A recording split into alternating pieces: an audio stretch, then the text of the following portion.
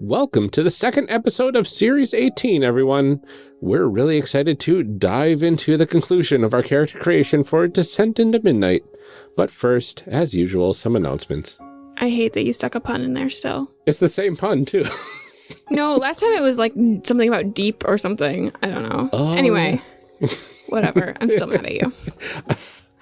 GenCon is rapidly approaching, everyone. What? I'm not panicked. It's fine. It's fine. Everything's going to go great. I'm totally ready. We will be there still. Yep. And, you know, we're really excited.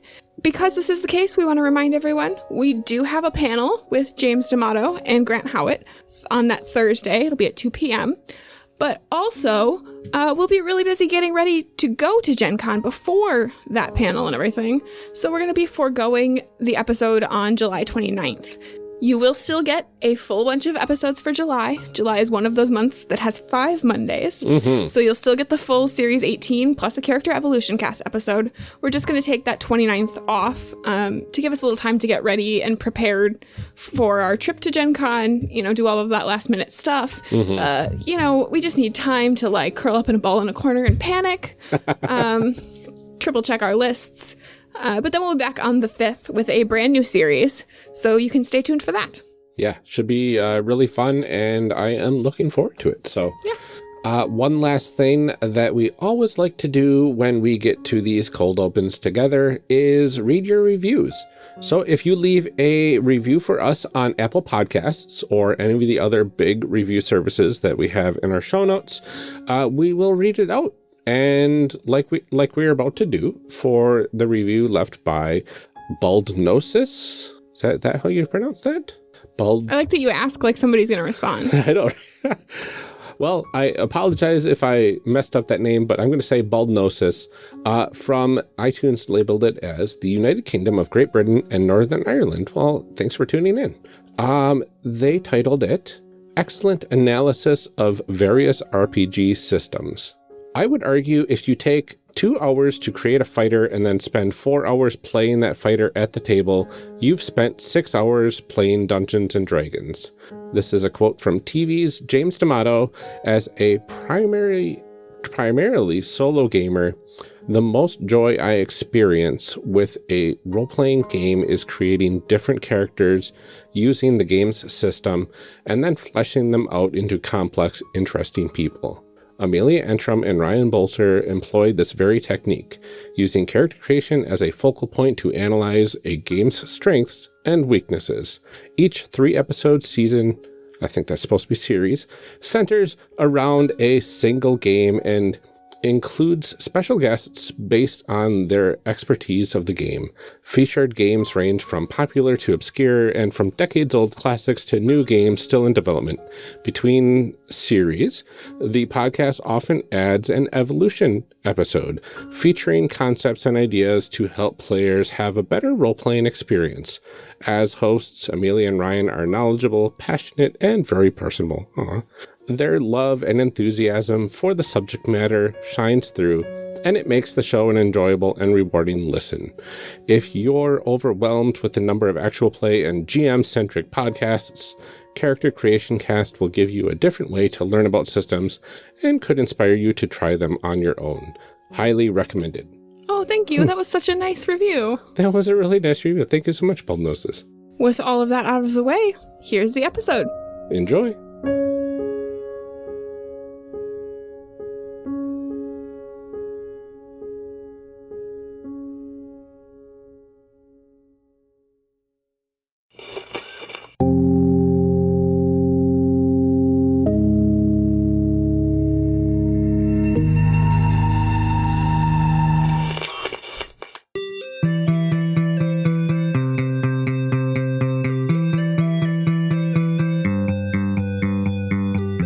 On the last episode of Character Creation Cast, Taylor was creating a gelatinous and genial seeker, Richard was creating a mailed monstrosity redeemed, and I was creating an invisible and infinite specialist, and Amelia was creating a lithe and lustrous empath. We'll be picking up right where we left off last time. Enjoy. So we all have our looks. Yep. Now we're going to choose our gifts, attitude, and home. Ooh. Just like looks, these are like story instructions. They are jumping points. They are your springboard to dive into Descent into Midnight. So you get 2 gifts. These are either like psionic abilities that you have. They could be bioengineered, like things that you have created. They may just be aspects of your physical evolution. Your attitude is, I think it's valuable for maybe your first session. You might toss it out the door after that if you've defined your character enough. But those are just some words that might inspire you to play your playbook. And then your home is maybe a place in your community or outside of your community where you have come from, which kind of gives you an idea of where your creature might live. All right, that one's easy. Yeah, I got mine. I think I've got mine.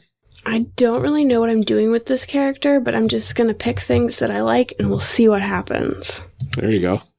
Heck yeah. That's a great strategy, because I think that if you come in knowing exactly the concept of what you want to play, the experience might be a little bit lessened compared to if you come and choose the options that you want to have and then find a way to make those options work towards a concept. Yeah. And of course, this is a situation where do as I say, not as I do, because I've already picked my concept and I'm trying to shoehorn my options into it. Yep. You've had a lot more time to think about this than the rest of us, though. Believe it or not, this is only the second Descent into Midnight character that I've ever made. I totally believe that. I have run dozens, if not maybe 100 games at this point, but I've only played in one of them. As a designer, it is extraordinarily hard to play the game you are designing. Yeah. Yep. Yeah, I feel like everybody said, all of the designers we've had on have kind of said that, like, oh, I haven't really had a chance to sit down and make characters in my own game. It's like, well, now you can. Do we all have our stuff picked? Yeah. Yes. Yeah. All right. Who wants to go first? I can start it off. Sure. Okay, so we have this character who is living mostly in the Echo and is attaching themselves to the discarded remnants of the computer clams. So their 2 gifts are going to be a malleable body, because most of their body exists in the Echo, and the bit that is hanging out in the physical world is just an anchor, and then perfect camouflage, because at any point they can just sort of let go, and I think they risk floating off and not being able to reconnect to the physical world, but those shells just sort of fall to the seafloor and hang out there, and they're effectively invisible if they need to be. I think their attitude is angry at first. I don't know that maybe they might not know exactly why they're here, or there's definitely things that we could flesh out as we do more world building. And their home is, of course, between spines and spires, calm currents, simple beginnings, or the boneyard. It is 100% the boneyard, because this is, clam skeleton golem. That's awesome. Heck yeah. Are those clams my family? I mean, not they saying are. I've they're decided. not. Yeah. I've decided. Nice. So I chose echoic illusions and reality tunneling. Ooh. Yes. Oh boy. And so I think that, like, as I am the membrane between our world and the Echo, I have to find ways to interact with both worlds. So I use my illusions to, like, create avatars, like almost like light images as light echoes through the moving water. I can, like, bend it and, like, warp it and tunnel it into hard shapes. So that might be how I interact with either world. My attitude is soft, so I am, like, I think, a good soft friend. And my home is the Bubble City, and I am going to twist that and say that I am the Bubble City. Ooh. That's amazing. Thank you. All right. For me, for my gifts, I chose multi-sense and sound projection.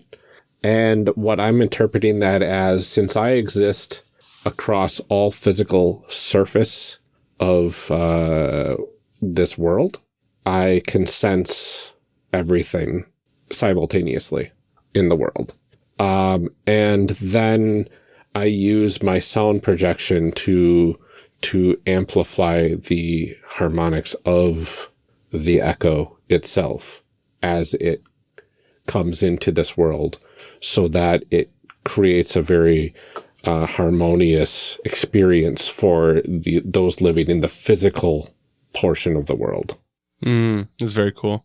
Yeah, it's really interesting to have like characters who are sort of at the intersection, like living at that threshold as opposed to on both sides of it or one side of it. Mm-hmm. Okay. I picked shadow manipulation. Nice. Mm. I feel like that's on brand. Yeah. Just a little bit. I'm doing my best. And then I'm also going to take animal influence. Ooh. Mm-hmm. For my attitude, I picked radiant.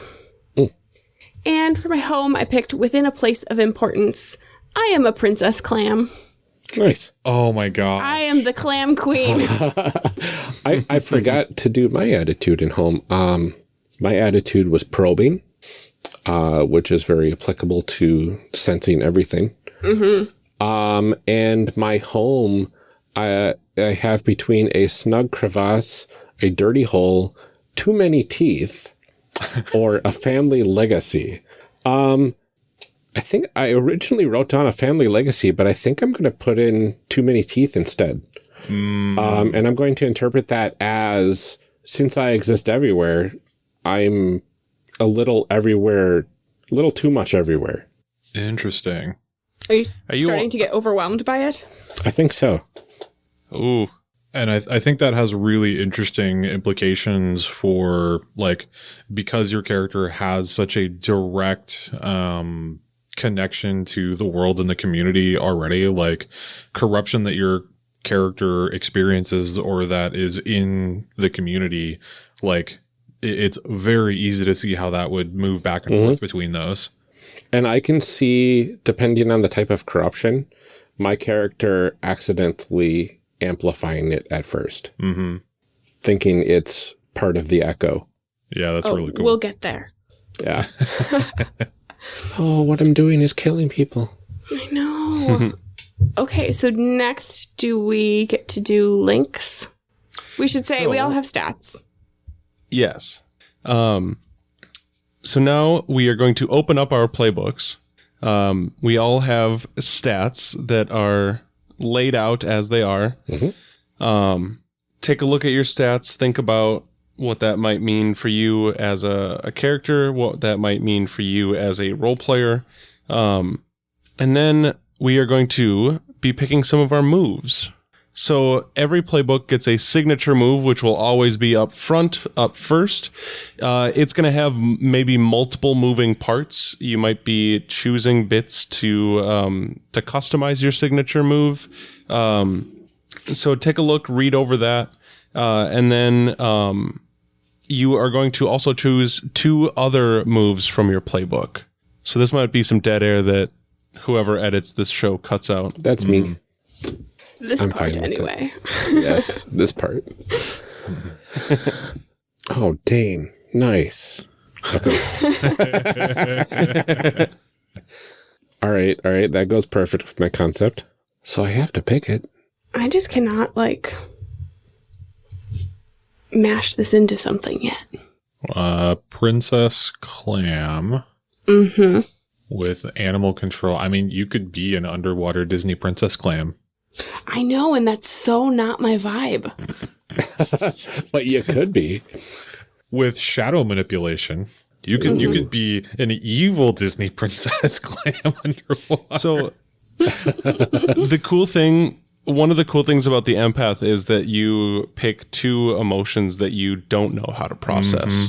Ooh. So I encourage you to take a look at your signature move and choose those and see if that helps to solidify some of the concepts of what does a character who doesn't quite know how to process these specific emotions, what does that character look like, feel, do in this world?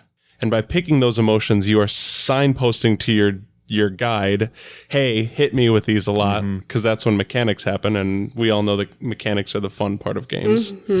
Wink, wink. So are these things that I'm not able to, like... That you have a difficult time understanding those emotions. Gotcha. Yeah. So anytime that you do, or maybe not a difficult time, but maybe you have a particularly like nasty history with those emotions, or maybe there is a piece of the corruption that lives within you that is like amplified by those emotions. Mechanically, anytime that you finish a scene where those emotions are present, you're going to finish that scene by resisting corruption. Ooh. Yeah. I gotta pick my second one here. Oh, okay. I think I'm stuck between two of them. That's a good sign. Y'all, these playbooks are good. They are good. Right. Turns out. Okay. I'm going to go. This is really hard for me. I'm realizing now that like the empath is not at all like the kind of character I usually play. I think that's why I'm having a hard time. It's okay. We're trying out new things. We are trying out new things. Yeah. I encourage you to step outside your comfort zone in a safe and controlled way. Yeah, with a character I never have to follow through on. It's very true. All right. Are we all sorted? I've got mine all set. Yeah, I'm all set. Yeah, I'll lock these in. I'm good to go. All right, Taylor, do you want to tell us what you picked? Yeah, so my choices were very easy to make because there are some moves that fit exactly within kind of the concept that I laid out when I was talking about my looks and everything. So my signature move is Tides of the Future. When you spend downtime contemplating the far echo, you receive enigmatic, dreamlike glimpses into the flow of the universe. I get to roll plus community. On a hit, you are flooded with images of other realities, distant pasts, and potential futures. On a 7 to 9, I mark a condition and hold 2 potential. On a 10+, I hold 3 potential. And on a 6-, my visions show insight but leave me unsettled. I have to resist corruption and gain +1 forward. And then with that potential, there are some cool options that I get to do. So I get to hold on to those as if they were just like tokens or currency to spend later. For what could it mean to spend 1 potential to describe something I remember about my vision? Do we want to just like read these out or like how? Yeah, let's go for it. So describe something I remember about my vision. This could be a glimpse of the past, present, or future, or of another plane of existence, or be a dreamlike metaphor. The guide will then add additional details to my memory. I get to take +1 forward and acting on the results of that vision. Nice. I could also spend 2 potential to say this looks familiar. My vision involves a potential future that is coming to pass, and I may act to change it. If an ally rolls 6-, I can spend 2 potential to treat it as a 7 to 9. I can describe what should have happened and how I act to change those events. But then I have to resist corruption.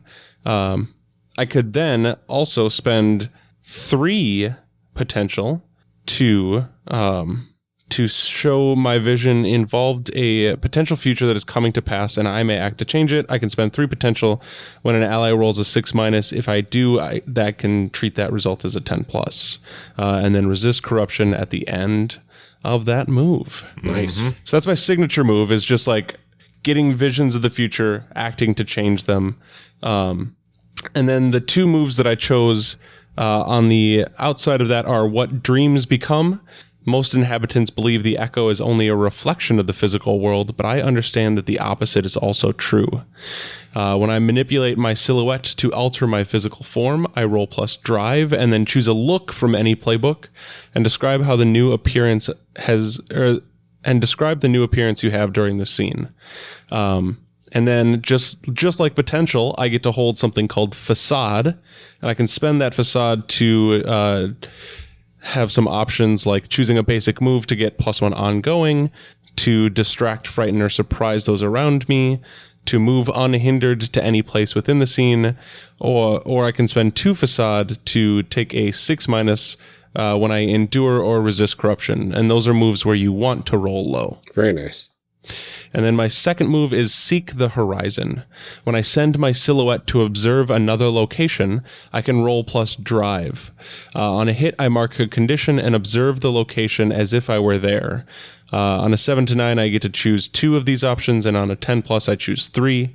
I remain undetected. I flow with the psychic tides and do not mark a condition. I remain aware of my physical body's surroundings, and the silhouette of 1 or more allies may accompany me. Nice. That gets really interesting. Yeah. Yeah. I love this playbook. Heck yeah. My favorite one. It's so good. All right. So for the redeemed, their signature move is called Heart of Violence. Conflict, verbal, physical, or psychic, is where you feel the most at home. You might not seek out violence, but when challenges arise, you know what has to get done and how to do it. In your mind, you wish the world would remain at peace, but in your heart, peace is often the calm before the storm. And you actually get to choose one of 2 options. The option I am choosing is called Stormfront. When you appeal to your allies to help restrain you from rash or violent action, ask your friends if they hold you back. If they do, soothe your violent nature and you clear corruption. If they don't, gain +1 ongoing in the ensuing conflict. Interesting. So it's the very much the Hulk move. The other option gives you more of a Captain America feel, I guess. Nice. So the second move I took was Hell's Heart. You have vowed revenge for a heinous wrong. Tell the guide who wronged you and choose 1 consequence. I'm going to pick from the list Dangerous Odds. Whenever you act in accordance with your obsession and suffer the chosen consequence, resist corruption, then mark harmony, or take +1 forward. When you defeat the one who wronged you, mark harmony. When you declare forthcoming vengeance, choose a new target for this move. And I think the what I've got in mind for this is the species that this character is from lives sort of mostly in the Echo and sort of have an anchor to the physical world, and someone or something has been severing the connections of their kin from the physical world. And they have been unable to stay near this world, and so they have floated off into the deeper parts of the Echo, never to be seen again. The second move is Sense Weakness. You identify weak points in everyone, friend or foe. When you first encounter a new ally, predator, or other notable creature, you may ask the guide 1 question about them. They must answer truthfully. We just did a recording where Kat was playing a redeemed and used that move beautifully to do some really interesting things. So I'm excited to see how that would pair up with all of this. Nice.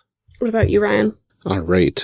For my signature move, it's get the job done. Nothing distracts you from the task at hand. When you scan the environment, you may roll with calm instead of community, and my calm is at a +2, which is nice. Additionally, when you act as a team to prepare for an infiltration of, or rescue from, or travel through treacherous or unpredictable locations, add calm to the results of your roll. On a hit, you and your allies gain access, but it's up to you to get out. Yeah, and we actually updated the move recently. I think right now it's you pick 2 out of a list, and one of the options is you get what you came for, or something like that. Mm-hmm. So I think the newer version of that is you get to pick like 1, and that option is no longer there, or something along those lines. I don't remember the Interesting. Because basically it's like here's the skip the fun move. Yeah. So It's more, I think we weighted it more towards you get into the thing and what are some things that are going to affect you on the way out, or like, you know, once you get in, great, but and that makes sense. The snowball going from there, because like we literally had that where it was like character rolled that move and it was like, well, like I guess we have the thing, so there's no drama now. It killed that momentum. What are your other? So my other moves that I selected was Safety Net. When something doesn't go to plan, you react with instinct and training. When an ally rolls a 6- on a basic move, you may mark a condition and describe how you help them. If you do, the ally may consider the roll a 10+, which is remarkable. Although that'd be a horrible thing to use on the, resist corruption move? Yeah, you don't generally want to do that. Let's make it worse. Yeah. That's my kind of game. Yeah. And then the other move that I chose was Not on My Watch. And this one says, you are an expert at defending the innocent and using your surroundings to your advantage. Whenever you use the environment to defend an inhabitant, roll plus hope. And on a hit, choose one. I can create advantages for my allies. An inhabitant moves to a place of safety, temporarily immobilize or incapacitate the opposition, or acquire something out of reach. I thought both of those fit in very well with my role in this world. All right. So my playbook move is Channel. As a conduit of emotions, you recognize which psychic burdens are yours to carry and which are not. You are intimately familiar with the corruption and its influence on you. Whenever you clear a condition, you may instead clear a corruption. Certain experiences are more difficult for you to filter. These may be born from powerful personal experiences you've yet to master, or from lack of exposure to the extremes of mental and physical suffering. Choose 2 of the following hardships. I picked... hold on, I wrote them down over here. I picked anguish and despair. And when you are in the presence of a sentient creature suffering from one of your chosen hardships, you gain insight into the internal worlds of those around you, but risk taking some of their experiences as your own. At the end of any scene in which you are exposed to a hardship, mark harmony and resist corruption. And then there's lots of mechanics that I'm not going to read out loud. Lots of numbers. And then I also picked... sorry, I'm trying to make notes in one thing and then look at the thing.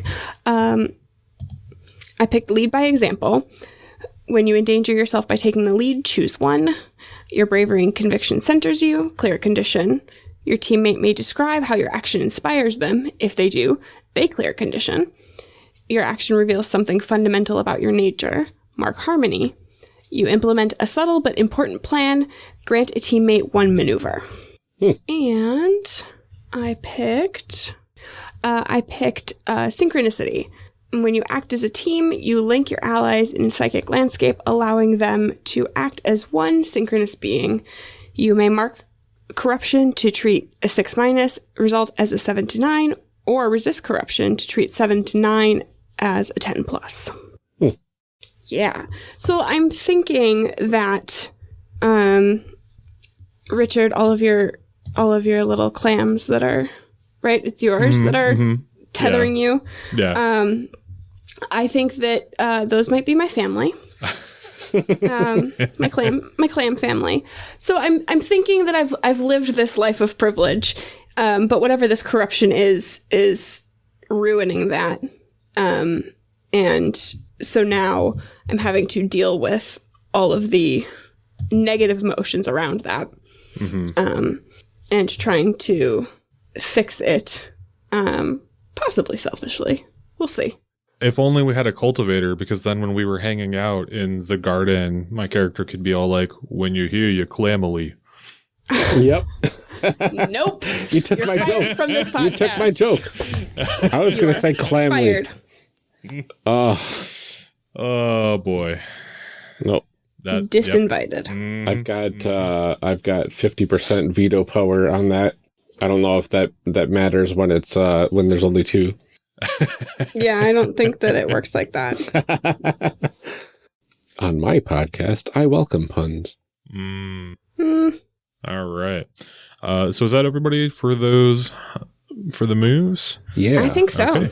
So we also have on the back of the playbook a section called Team Moves. So you actually get both of these. The idea behind them is to encourage positive interaction and healing interaction between the characters. So I'll go first.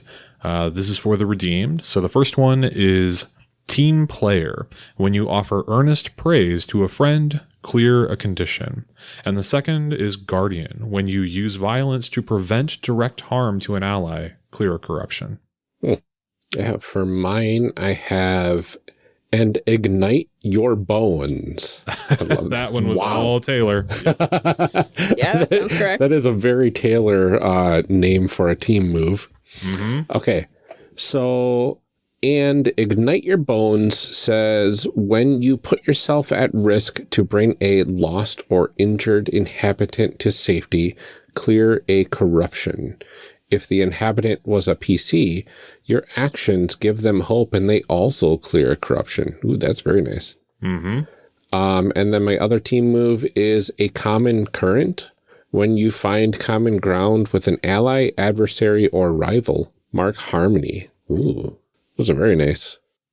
Yeah, and they're meant to, like I said, to kind of fuel those positive interactions and help you clear conditions and corruption in a way that is specific to your playbook and sort of the arc that they try for.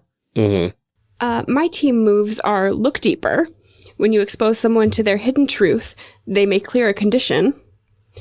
And Positive Reinforcement. When you celebrate a victory with a close friend, clear a corruption. Very cool. And Taylor, what are your team moves?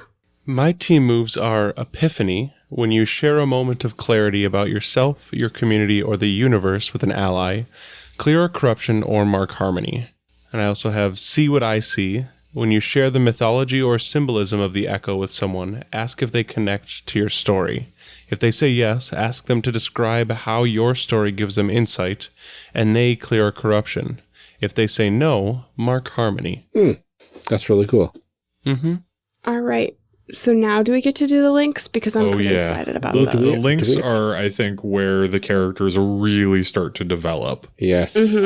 We need names first, though, don't we? We do. We need names and pronouns, actually. Oh, man. Every time. Every time you make all these characters and we have to name them? Look, I left the book on the desk this time, at least. I don't even know if you need the book for it. No. In my first game, I let Aaron Amendola name my character as part of the, one of the questions. Back and forth was something about, they were the first one that found me or something like that. And he totally named my character Scrup. Scrup. Oh, that's awesome. Scrup. So that was cool. Yeah, my wife, the only time that she's really played a role-playing game was Descent into Midnight at a Catacon last year. And she played the sentient coral that made up the community and was nameless. And I think somebody gave her a name during the one-shot, which was really cool. Which I gotta say, I think we've had maybe 2 people where this was one of their first role-playing game experiences, and I'm like, that is so bizarre. It's wild. I'm trying to imagine going, yes, I have heard of the dungeons and the dragons. What is this thing? I would like to play your underwater fish horror now. Yes, please. All right. So I'm just going to go ahead and start off with the first one with the redeemed, and I'm really, really tempted to call them Shelly. Please. Please do it. Okay. We're going to go with that because it's that kind of game. And the best part is, you can go, you can do anything from, Bob, if you really want to something like,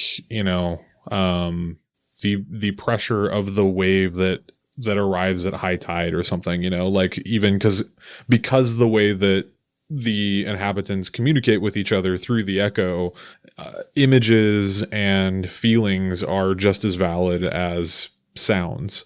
But Shelley's a good pun, and I have to. So yes, this is Shelley. For pronouns, we're going to go they, them. And for their first link, this will segue into it. You lost emotional or physical control during a stressful situation. Blank saw you. What was their reaction? So who do we think saw Shelley having a hard time? Probably me. All right. And who are you? Let's see. So I am piecing together my name right now. See, this is even harder than like regular names because there's like an infinite amount of choices. I don't do well. If it helps, my character's name is going to be Bub, and that's short for bubble. Oh.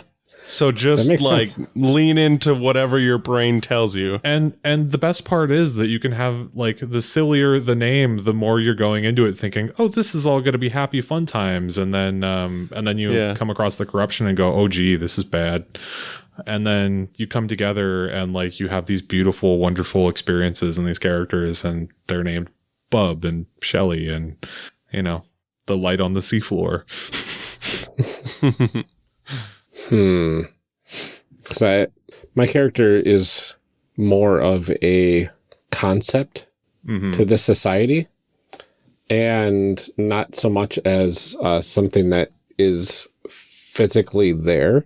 They're more of a feeling and a thing that can communicate. We're just going to call you Boost Mobile?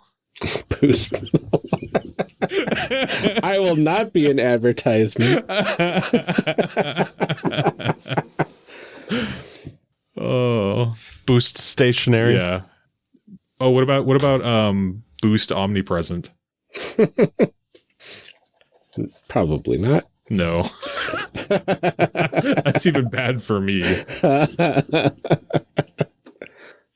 We can look up this list of enigmatic baby names. Oh my. What the hell is an enigmatic baby name? Does this baby exist? We don't know. Is it even a baby? Is it just a small man? Oh boy. All right, so I'm going with that which exists amongst all, but also none, is my name. I don't know what you want to call that for short, though. I'm sorry, the what now? That which exists among all, but also nowhere. Interesting. Tweeban would be the acronym. I like that. TWEAABAN. Tweeban. Tweeban. Tweeban. I like it. All right. So Tweeban saw Shelley during a stressful situation lose emotional or physical control. What was their reaction? I'm going to say Tweeban, who I would goes with both singular and plural they, them pronouns. Okay. Probably would have had a curious reaction to it. Mm-hmm. Like, this is something that I don't see often. Okay. Let me observe this. Okay. Did they make their presence known to Shelley at the time, or were they sort of observing from sort of afar? I think so. I think Tweeban made their presence known at that moment. Okay. I think given sort of what I've got in mind for Shelley, I can imagine that like this could have been a moment where another one of their kin sort of had been cut off from the physical plane and had drifted out into the echo, and they'd been unable to bring them back. Mm-hmm. And I think like they were sort of despondent and put themselves at risk somehow. Okay. So I think we would definitely explore that more in play and sort of leave that as a nice big juicy hook for the guide. Absolutely. Ooh, I've got another one. Okay, go for it. Your prized possession was given to you by blank. What does it signify to you and why? So these clam shells that are your family, are they like specifically all your family, or are they more like your people that include your family? Or if you are sort of a form of royalty, would you have sort of like bodyguards or something like that, or people like assigned to sort of support you? Because like I could imagine that like Shelley goes to take goes to the boneyard to collect some of these shells for themselves. And there's a moment where it means something special because it was someone special to you. Mm-hmm. Yes, I really like that. Mm-hmm. So how do you imagine that like that happened? Was it something where do you have a name yet? We can figure that out. Oh, I picked Amaryllis. Amaryllis. I love that. Okay. So yeah, so was it something where like Amaryllis sought out one of the shells of someone important to them for Shelley, or do you think it was that Shelley came across it and like recognized sort of the signature of someone important to you? I think it's more the first one. I think that the loss of these people around me is really like, it's confusing and scary and sad. And I think Amaryllis is like attempting to hold on to that somehow. Okay. And is like, well, at least this is useful and alive somehow. Interesting. Because I can also see like maybe part of the thing that lets them connect to anchor to these shells is the way that like there's almost like an echo or a little bit of the spirit of those inhabitants that like lingers a little bit, and sort of like there's an easing of like their emotions and their personality sort of like influence them. And maybe like there's like I could imagine it could be like there is calm and presence in generally with your species. Like they're good at that, and that's part of why they work so well for Shelley, is because like they have to, like they need to control their anger, and that's one of the ways that they help themselves do that. Oh, I really love that. Because I remember like one of the things that I loved about our game at Catacon too was that like the cities were built in the shells of like these dead crabs, but they like the sections of the city took on the personality of that crab. Yeah. And I had totally forgotten about that part of it until just now. Yeah. But like I love the idea of like soaking in the emotions of oh, that's really good. Yes. All right. So who else has got a link? I've got one. There is a spirit in the echo following blank. What do you know about the spirit, and why haven't you told them about it yet? I love this question. This is such a good question. I love it. Yeah. Yeah. It's so good. I think it's following Amaryllis. Uh-oh. And here we go. So you're a clam, right? This spirit is a pearl. Oh, nice. But right now, I almost swore it's a piece of sand inside of you. It's what? I said right now it's only a piece of sand inside of you. Oh. So this spirit is the future of that piece of sand. Wow. Dang. Okay. What? But I can't tell you about it. Oh man. Because if you knew, it may not become the pearl. Oh, that's so good. Nice. Oh, dang. Okay. That's awesome. You have one? I got one. Okay. You know something about Blank's past? What do you know? How did you uncover it? Do they know? And if so, what was their reaction? I think I want this to be about Bub's past. What do I know? How you were born. Oh, interesting. Like how the moment you were created, because I was there. Do you know it already? I like the way this is worded because it could be read in one of two ways. It could be either I know how I was born or I know that you know how I was born. And either way is interesting. That is interesting. Okay. I don't know how I was born, I guess. Interesting. That's cool. But Ryan, how was I born? I'm imagining this world that has almost pure echo in it throughout the world. Nothing inhabitable because of that, aside from creatures within the echo. What if I created Bub to create a sanctuary for the physical world? Whoa. I'm happy with that. That's real good. Whoa. Okay. And so, like, I can just imagine, like, the story that we could tell about this, where it's like the physical world is something you have manifested, and the corruption could be unimaginably horrifying, right? Of just, like, something that is trying to take that away and restore balance to things, but would also destroy everything that you've created in the process. Oh.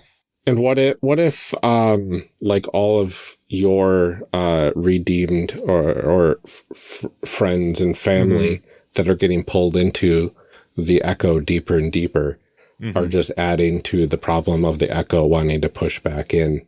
Yeah, because my species like lives at, like, tethered to the physical world. It's like the thing that, like, I wonder if, like, it's a safety mechanism almost of like they have to stay tethered to that, otherwise they sink back out and they like push the boundaries in on the physical world. Oh my god. Okay.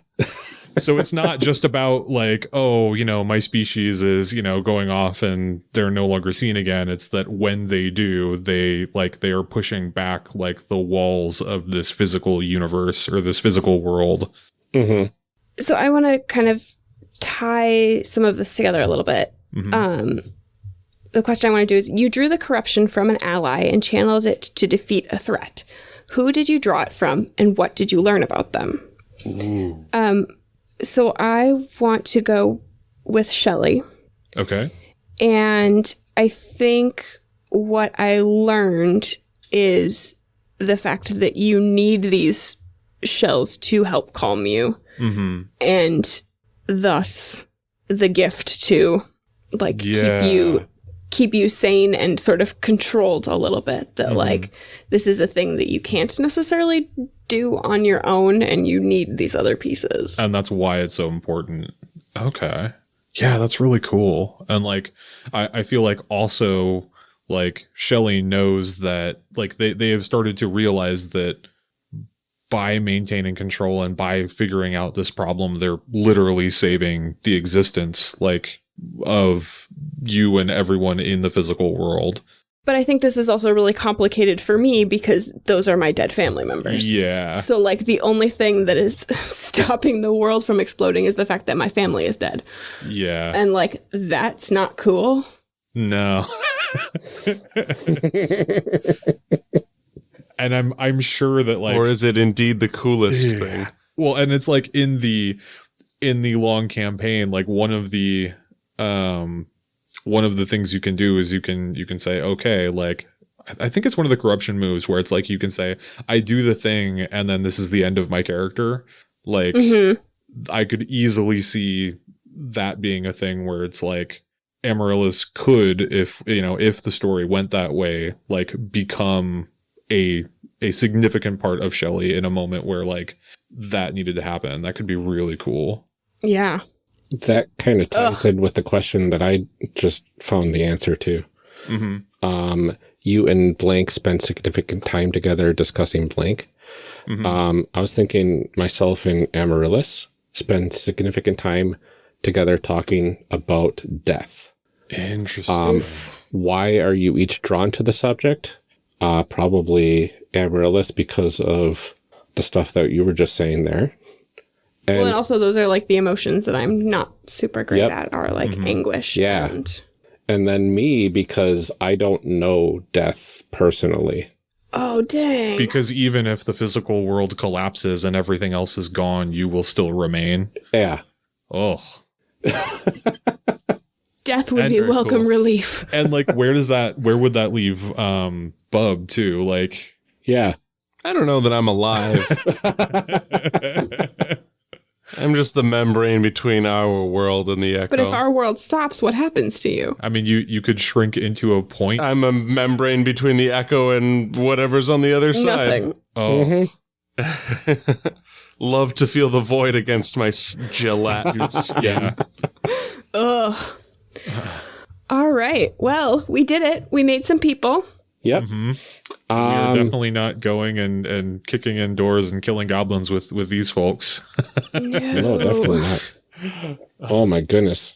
I love these characters. Yeah, I do too. So for next time, we will take care of the community. Yeah. And then discuss this this wonderful train wreck waiting to happen of a world. Absolutely. Awesome. I love it so much. All right. Well, thank you so much for joining us for our Descent into Midnight character creation episodes. Taylor, do you want to go ahead and remind people where they can find you online? Absolutely. I encourage you, listener, to follow me on Twitter at Leviathan Files. You can also check out all the things that I do at riverhousegames.com, including a semi-curated list of queer and LGBT plus tabletop RPG resources, articles, videos, games, etc. You can find the podcast that I run, Game Closet, on iTunes. Please, please, please listen, rate, review. It's a very fun show with awesome queer and LGBT plus tabletop folks. You can find the games that I write outside of Descent into Midnight at riverhousegames.itch.io. And again, just a reminder, if you're listening to this before the end of Metatopia 2019, all of my games are half off, or you can get all of them in a bundle for $20. That price is not going to change, even if I add more games to that bundle, which I absolutely will. And Richard, what about you? Where can people find you? So people can find me on Twitter at Kreutz-Landry. That's RKREUTZLANDRY, which is basically where I live. You can also find my origami work, including diagrams, and a few of the smaller games I've worked on at origamigaming.com. And of course, if you're looking for Descent into Midnight content, you can go to www.descentintomidnight.com or at DIMRPG on Twitter.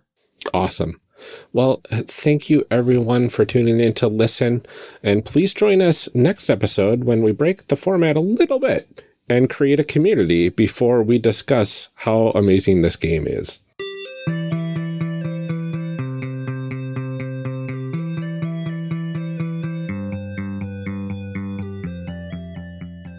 Character Creation Cast is a production of the One Shot Podcast Network and can be found online at www.charactercreationcast.com. Head to the website to get more information on our hosts, this show, and even our press kit. Character Creation Cast can also be found on Twitter at CreationCast or on our Discord server at discord.charactercreationcast.com. I'm one of your hosts, Ryan Bolter, and I can be found on Twitter at Lord Neptune or online at lordneptune.com. Our other host, Amelia Antrim, can be found on Twitter at Ginger Reckoning. Music for this episode is used with a Creative Commons license or with permission from the podcast they originated from. Further information can be found within the show notes. Our main theme music is Hero Remix by Steve Combs and is used with a Creative Commons license. This podcast is owned by us under Creative Commons. This episode was edited by Ryan Bolter. Further information for the game systems used and today's guests can be found in the show notes. If you'd like to leave us a rating or review, we have links to various review platforms out there, including Apple Podcasts, in our show notes. Also, check the show notes for links to our other projects. Thanks for joining us, and remember, we find that the best part of any role-playing game is character creation. So go out there and create some amazing people. We will see you next time.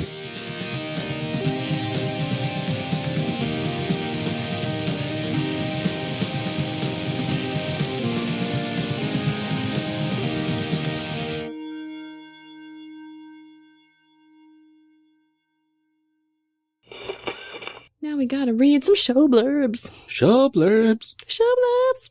Show blurbs. Show blurbs. Character Creation Cast is hosted by the One Shot Podcast Network. If you enjoyed our show, visit oneshotpodcast.com, where you'll find other great shows like Session Zero. Session Zero is a discussion podcast that seeks to explore the psychology of role-playing. Each episode will feature RP concepts, stories, and tropes viewed through the lens of psychology by clinical psychologist Porter Green and industrial organizational psychologist Steve Discount. Join us on the couch for the next session.